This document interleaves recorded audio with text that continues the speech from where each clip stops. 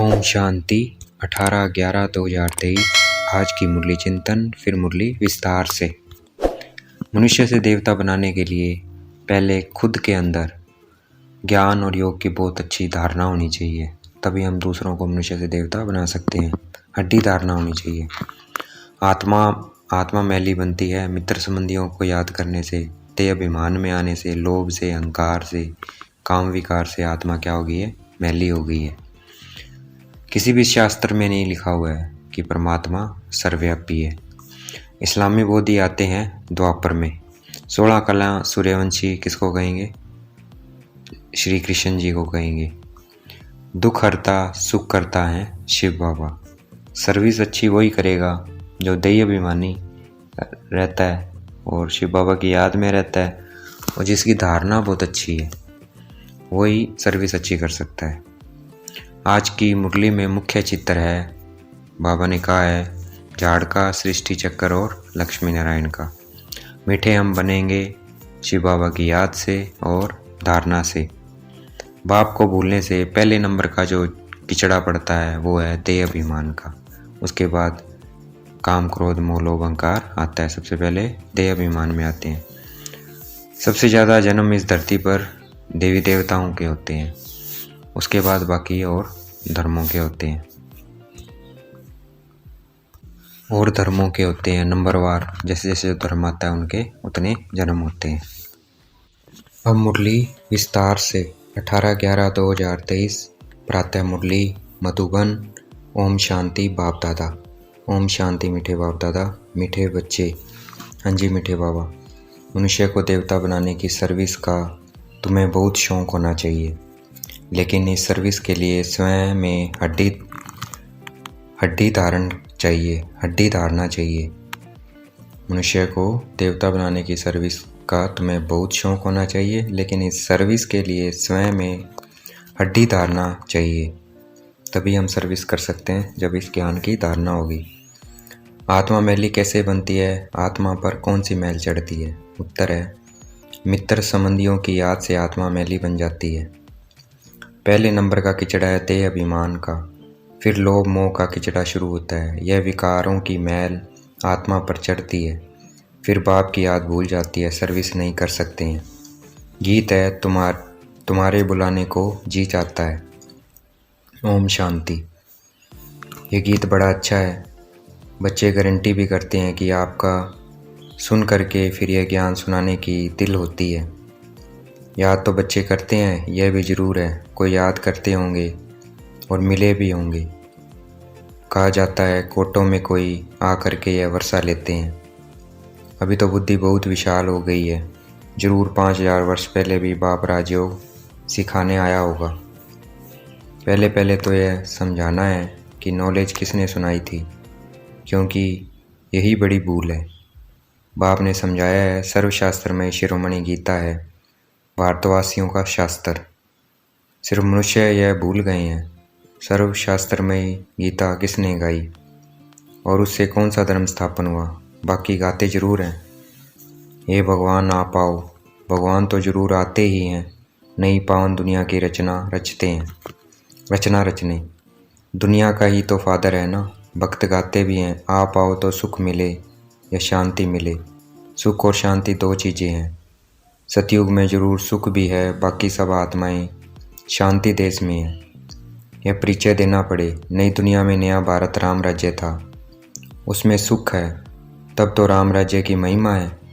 उसको राम राज्य कहते हैं तो इनको रावण राज्य कहना पड़े, क्योंकि यहाँ दुख है वहाँ सुख है। बाप आकर सुख देते हैं, बाकी सबको शांति धाम में शांति मिल जाती है। शांति और सुख का दाता तो बाप है ना। यहाँ है अशांति दुख, तो बुद्धि में यह ज्ञान टपकना चाहिए। इसमें अवस्था बड़ी अच्छी चाहिए। ऐसे तो छोटे बच्चों को भी सिखलाया जाता है, परंतु अर्थ तो समझा न सके। इसमें हड्डी धारना चाहिए, जो कोई फिर प्रश्न पूछे तो समझा भी सके। अवस्था अच्छी चाहिए, नहीं तो कभी देह अभिमान में, कभी क्रोध मोह में गिरते रहते हैं। लिखते भी हैं बाबा, आज हम क्रोध में गिरा, आज हम लोभ में गिरा। अवस्था मजबूत हो जाती है तो गिरने की बात ही नहीं रहती है। बहुत शौक़ रहता है मनुष्य को देवता बनाने की, सर्विस करें। गीत भी बड़ा अच्छा है, बाबा आप आएंगे तो हम बहुत सुखी हो जाएंगे। बाप को आना तो ज़रूर है, नहीं तो पतित सृष्टि को पावन कौन बनाए। श्री कृष्ण तो देहधारी है, उनका वह ब्रह्मा विष्णु शंकर का नाम नहीं ले सकते हैं। गाते भी हैं पतित पावन आओ, तो उनसे पूछना चाहिए यह तुमने किसके लिए कहा है, पतित पावन कौन है और वह अब आएगा। पूछना है उनसे, वह अब आएगा, पतित पावन वह है। उनको बुलाते हो तो ज़रूर, यह पतित दुनिया है। तो उनको कहना है कि तुम गाते हो बुलाते हो पतित पावन, इसका मतलब ये दुनिया पतित है, हम सब पतित हैं, तभी तो उसे बुला रहे हैं। पावन दुनिया सतयुग को कहा जाता है, पतित दुनिया को पावन कौन बनाएंगे। और पावन दुनिया सतयुग है, तो पावन पतित को पावन कौन बनाएगा, परमात्मा। तो शिव बाबा पूछ रहा है पतित दुनिया को पावन कौन बनाएगा। गीता में भी है, बरोबर भगवान ने ही राजयोग सिखाया और इन विकारों पर ही जीत पाई। तो ये राजयोग गीता में भी है और इन विकारों पर जीत पाई। काम महाशत्रु है, पूछना पड़ता है कि ये किसने कहा कि मैं राजयोग सिखाता हूँ। काम महाशत्रु है, यह किसने कहा कि मैं सर्वव्यापी हूँ। बाबा पूछ रहे हैं प्रश्न, किस शास्त्र में लिखा हुआ है, किसके लिए कहा जाता है पतित पावन। क्या पतित पावन गंगा है या और कोई है। तो बाबा पूछ रहे हैं पतित पावन कौन है, गंगा है कि मैं हूँ। तो गाना चाहिए ना पतित पावन गंगा, गाते तो है नहीं, लेकिन गंगा में स्नान करने जरूर जाते हैं कि हम पावन बन जाएं।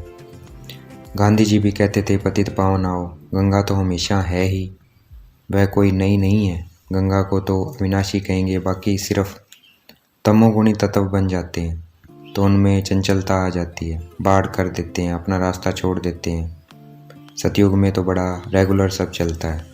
तो बाबा कहते हैं सतयुग में नहीं आती है बाढ़ वगैरह। अभी क्यों आती है, क्योंकि हम पतित बने तो तत्व भी क्या हो गए, तमोगुणी हो गए हैं, तो बाढ़ आ जाती है कभी नदियों में। क्यों, वो अपना रास्ता छोड़ देती है, क्योंकि तमोगुणी हो गई है।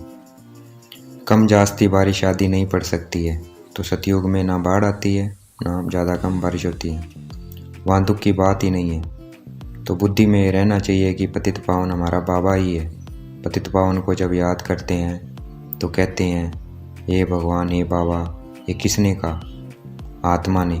तुम जानते हो पतित पावन शिव बाबा आया हुआ है। निराकार अक्षर जरूर डालना है, नहीं तो साकार को मान लेते हैं, है ना। निराकार जरूर बताना है वो निराकार है, नहीं तो वो किसी शरीर वाले को मान लेंगे। आत्मा पतित बनी हुई है, यह कह नहीं सकते कि सब ईश्वर हैं। अहम ब्रह्मस्मि अहम शिवोम कहना बात एक ही है, लेकिन रचना का मालिक तो एक ही रचता है। भल मनुष्य और कोई लंबा चौड़ा अर्थ करेंगे, हमारी बात तो है सेकंड की। सेकंड में बाप का वर्षा मिलता है। बाप का वर्षा है स्वर्ग की राजाई, उनको जीवन मुक्ति कहा जाता है। यह है जीवन मंत्र, समझाना चाहिए। बरोबर जब आप आएंगे तो ज़रूर हमको स्वर्ग का मुक्ति जीवन मुक्ति का वर्षा देंगे। तभी लिखते हैं मुक्ति जीवन मुक्ति दाता एक है। यह भी समझाना पड़े, सतयुग में है ही एक आदि सनातन देवी देवता धर्म। वहाँ दुख का नाम नहीं है, वहाँ दुख का नाम नहीं है, वह है सुखधाम।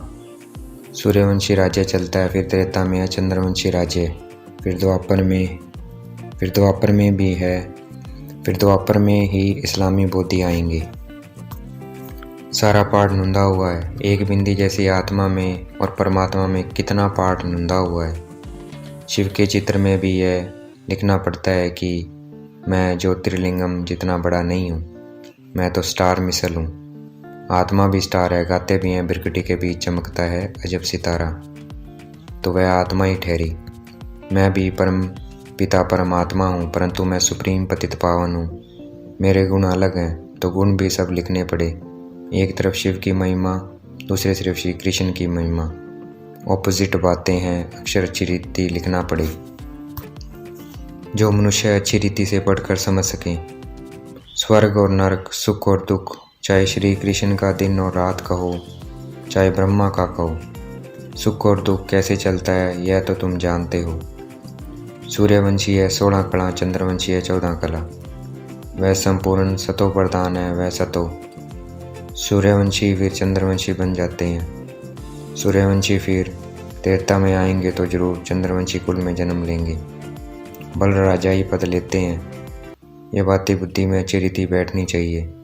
जो जितना याद में रहेगा, देह विमानी होगा तो धारणा होगी। वह सर्विस भी अच्छी करेंगे। स्पष्ट कर किसी को सुनाएंगे, हम ऐसे बैठते हैं, ऐसे धारणा करते हैं, ऐसे समझाते हैं, ऐसे ऐसे विचार सागर मंथन करते हैं। औरों को समझाने के लिए सारा समय विचार सागर मंथन चलता रहेगा। जिनमें ज्ञान नहीं है उनकी बात तो अलग है, धारणा नहीं होगी। धारणा होती है तो सर्विस करनी पड़े। अभी तो सर्विस बहुत बढ़ती जाती है, दिन प्रतिदिन महिमा बढ़ती जाएगी। फिर तुम्हारी प्रदर्शनी में भी कितने आएंगे, कितने चित्र बनाने पड़ेंगे, बहुत बड़ा मंडप बनाना पड़े। यूं तो इसमें समझाने के लिए एकांत चाहिए। हमारे मुख्य चित्र हैं ही झाड़, गोला और यह लक्ष्मी नारायण का चित्र। राधे कृष्ण के चित्र में इतना समझ नहीं सकते हैं कि यह कौन है। इस समय तुम जानते हो कि हमको अब पाप ऐसा पावन बना रहे हैं। सब तो एक जैसे संपूर्ण नहीं बनेंगे। आत्मा पवित्र होगी, बाकी ज्ञान थोड़ी सब धारण करेंगे। धारणा नहीं होती तो समझा जाता है यह कम पद पाएंगे। अभी तुम्हारी बुद्धि कितनी तीक्ष्ण हो गई है। नंबरवार तो हर क्लास में होते ही हैं, कोई तीखे कोई ढीले, यह भी नंबरवार है। अगर कोई अच्छे आदमी को थर्ड ग्रेड समझाने वाले मिल जाएं तो वह समझेंगे यहाँ तो कुछ है ही नहीं है। इसलिए पुरुषार्थ किया जाता है कि अच्छे आदमी को समझाने वाला भी अच्छा दिया जाए। सब तो एक जैसे पास नहीं होंगे। बाबा के पास तो लिमिट है। क्लब इस पढ़ाई की भी रिजल्ट निकलती है। मुख्य 8 पास होते हैं, फिर 100, फिर हैं 16,000, फिर प्रजा। उनमें भी साहूकार गरीब सब होते हैं। समझा जाता है इस समय यह किस पुरुषार्थ में है, किस पद को पाने लायक हैं। टीचर को पता तो पड़ता है, टीचर्स में भी नंबरवार होते हैं। कोई टीचर अच्छा है तो सब खुश हो जाते हैं कि यह पढ़ाते भी अच्छा हैं, प्यार भी अच्छा करते हैं। छोटे सेंटर को बड़ा तो कोई बड़ा टीचर ही बनाएगा ना। कितना बुद्धि से काम लेना पड़ता है। ज्ञान मार्ग में अति मीठा बनना है। स्वीट तब बनेंगे जब मीठे बाप के साथ पूरा योग होगा तो धारणा भी होगी। ऐसे मीठे बाबा से बहुतों का योग नहीं है, समझते ही नहीं है। ग्रस्त व्यवहार में रहते बाप से बुरा योग लगाना है। माया के तूफान तो आएंगे ही। कोई को पुराने मित्र संबंधी याद आएंगे, कोई को क्या याद पड़ता रहेगा। तो मित्र संबंधियों आदि की याद आत्मा को मैला कर देती है। किचड़ा पड़ने से फिर घबरा जाते हैं। इसमें घबराना नहीं है, यह तो माया करेगी, किचड़ा पड़ेगा ही हमारे ऊपर। होली में किचड़ा पड़ता है ना। हम बाबा की याद में रहें तो किचड़ा नहीं रहेगा। बाप को भूलें तो पहला नंबर दे अभिमान का किचड़ा पड़ेगा। फिर लोभ मोह आदि सब आएंगे। अपने लिए मेहनत करनी है, कमाई करनी है, फिर आप सामान बनाने की मेहनत करनी है। सेंटर्स पर सर्विस अच्छी होती है। यहाँ आते हैं तो कहते हैं हम आकर प्रबंध करेंगे, सेंटर खोलेंगे, यहाँ से गए खलास। बाबा खुद भी कह देते हैं तुम ये सब बातें भूल जाएंगे। यहाँ तो भट्टी में रहना पड़े जब तक समझाने लायक हो जाएं। शिव बाबा का तो सबसे मीठा कनेक्शन है ना। समझ सकते हैं किस प्रकार की सर्विस करते हैं। स्थूल सर्विस का इजाफा अवश्य मिलता है। बहुत हड्डी सर्विस करते हैं, परंतु सब्जेक्ट तो है ना। उस पढ़ाई में भी सब्जेक्ट होते हैं, तो इस रूहानी पढ़ाई के भी सब्जेक्ट हैं। पहले नंबर की सब्जेक्ट है याद, पीछे पढ़ाई, बाकी सब हैं गुप्त। इस ड्रामा को भी समझना पड़ता है। यह भी कोई को पता नहीं है कि 1250 वर्ष हर एक युग में है। सतयुग कितना समय था, अच्छा वहाँ कौन सा धर्म था, सबसे जास्ती धर्म यहाँ किसके होने चाहिए। बौद्ध इस्लामी आदि इतने जन्म थोड़ी लेंगे। किसी के बुद्धि में यह बातें नहीं है। शास्त्रवादियों से पूछना चाहिए कि तुम भगवानवाच किसको कहते हो। सर्वशस्त्रमयी शिरोमणि तो गीता है। भारत में पहले पहले तो देवी देवता धर्म था, उनका शास्त्र कौन सा है? गीता किसने गाई? ये पूछना है उनसे। श्री कृष्ण भगवानवाच तो हो ना सके, फिर उनको बताना है कि श्री कृष्ण भगवानवाच नहीं हो सकता। स्थापना और विनाश कराना तो भगवान का ही काम है। श्री कृष्ण भला कब आया? अभी किस रूप में है? शिव बाबा की ऑपोजिट श्री कृष्ण की महिमा जरूर लिखनी पड़ेगी। तो दोनों को महिमा लिखेंगे तो अब उनको समझ में आएगा। शिव है गीता का भगवान, उनसे श्री कृष्ण को पद मिला। श्री कृष्ण के 84 जन्म भी दिखाते हैं। पिछाड़ी में फिर ब्रह्मा का एडॉप्ट चित्र भी दिखाना पड़े। हमारी बुद्धि में जैसे 84 जन्मों की माला पड़ी हुई है, लक्ष्मी नारायण के भी 84 जन्म जरूर दिखाने पड़े। रात को विचार सागर मंथन कर और ख्याल चलाना पड़ता है, सेकंड में जीवन मुक्ति मिलती है। इसके लिए हम क्या लिखें? जीवन मुक्ति माना स्वर्ग में जाना। सो तो जब बाप स्वर्ग का रचयिता है, उनके बच्चे बने, तब स्वर्ग के मालिक बने। सतयुग है पुण्य आत्माओं की दुनिया, यह कलयुग है पाप आत्माओं की दुनिया, वह है निर्विकारी दुनिया। वहाँ रावण का राज्य ही नहीं है, बल वहाँ यह सारा ज्ञान नहीं रहता है। लेकिन हम आत्मा, यह शरीर बूढ़ा हुआ है, इसको अब छोड़ना है। यह तो ख्याल रहते हैं ना। यहाँ तो आत्मा का भी ज्ञान कोई में नहीं है। बाप से जीवन मुक्ति का वर्षा मिलता है, तो याद भी उनको करना चाहिए ना। बाप फरमान करते हैं मनमना भव। गीता में यह किसने कहा कि मनमना भव? मुझे याद करो और विष्णुपुरी को याद करो। ये कौन कह सकता है? श्री कृष्ण तो पतित पावन कह न सके। 84 जन्मों का राज भी कोई थोड़ी जानते हैं, तो तुम्हें सबको समझाना चाहिए। तुम इन बातों को समझकर अपना और सबका कल्याण करो तो तुम्हारा मान बहुत होगा। बाबा ने कहा जितना हम समझाएंगे मान बहुत होगा। निडर हो, जहाँ तहाँ फिरते रहो, तुम हो बहुत गुप्त। बल ड्रेस बदल कर सर्विस करो, चित्र सदैव पास में हो। अच्छा देखना है बाप दादा हमें याद प्यार दे रहे हैं। मीठे मीठे से गलते बच्चों प्रति माता पिता बाप दादा का याद प्यार। गुड मॉर्निंग रूहानी बाप की, रूहानी बच्चों को नमस्ते। अब हमें बाप दादा को याद प्यार देनी है। हम रूहानी बच्चों की रूहानी बाप दादा को दिल व जान शिकवा प्रेम से याद प्यार, नमस्ते और गुड मॉर्निंग। धारणा के लिए मुख्य सार: मीठे बाप से पूरा योग लगाकर अति मीठा और देही अभिमानी बनना है।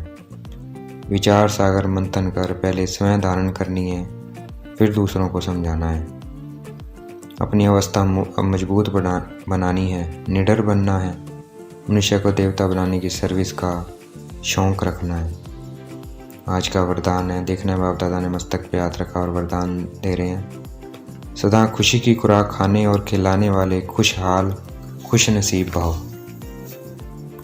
तो वरदान मिल गया खुशहाल खुश नसीब भाव। तो इसे धारण कैसे करेंगे? जब खुशी की खुराक खाते रहेंगे। खुशी की खुराक क्या है? ये ज्ञान है, ये अविनाशी ज्ञान धन है। इसलिए हम सबसे साहूकार हैं, तो इसी खुशी में रहना है, इसको धारण करना है।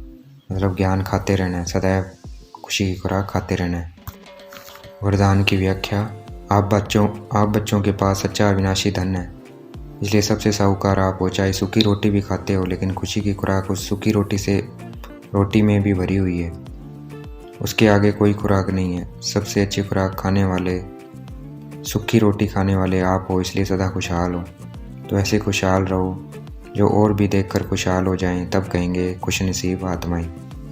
आज का स्लोगन है: नॉलेजफुल वह है जिसका एक भी संकल्प व बोल व्यर्थ न जाए। तो आज नॉलेजफुल बन के रहना है। नॉलेजफुल तब है जब कोई संकल्प या बोल व्यर्थ न जाए, तो इसका ध्यान रखना है। अच्छा, ओम शांति। शुक्रिया मीठे बाबा, शुक्रिया।